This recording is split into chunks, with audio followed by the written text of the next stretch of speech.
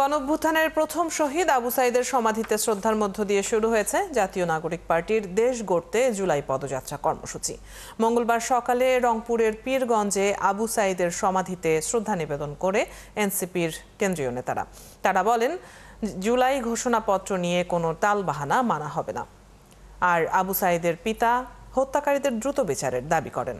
রংপুরের পীরগঞ্জ থেকে আরও জানাচ্ছেন সহকর্মী রাশেদ আনিস।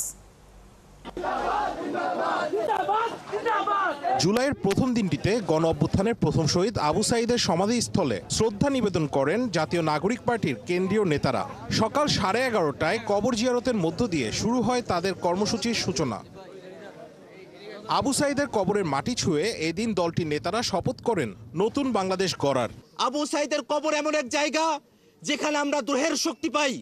আবু সাঈদের কবর এমন এক জায়গা যেখান থেকে গোটা বাংলাদেশকে আমরা বিনির্মাণ করার সুযোগ পাই, শক্তি পাই। আবু সাঈদের কবরের পাশে থেকে তার কবরের মাটি ছুঁয়ে আমরা আজকে শপথ করছি, যতদিন পর্যন্ত না নতুন বন্দোবস্তের ভিত্তিতে, মৌলিক সংস্কারের ভিত্তিতে নতুন বাংলাদেশ গঠিত হবে, বৈষম্য বিরোধী বাংলাদেশ গঠিত হবে, বাংলাদেশে সামাজিক ন্যায় বিচার, সাম্য এবং মানবিক মর্যাদা পুনঃপ্রতিষ্ঠিত হবে, ততক্ষণ পর্যন্ত ছাত্র জনতার নেতৃত্বে জাতীয় নাগরিক পার্টি এনসিপির এই সংগ্রাম অব্যাহত থাকবে। আবু সাঈদের মৃত্যুই জুলাই আন্দোলনের টার্নিং পয়েন্ট।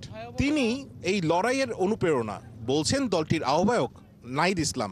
যে জুলাই ঘোষণাপত্র এবং জুলাই সনদ নিয়ে টালবাহানা শুরু হয়েছে, আমরা স্পষ্টভাবে আমরা হুঁশিয়ারি দিতে চাই, যদি কেউ আপনারা মনে করে থাকেন, যদি সরকার বা অন্য কেউ মনে করে থাকে যে এই যে হাজারো লক্ষ মানুষ যারা রাজপথে নেমে এসেছিল তারা ঘরে ফিরে গিয়েছে, তাহলে আপনারা ভুল ভাবছেন।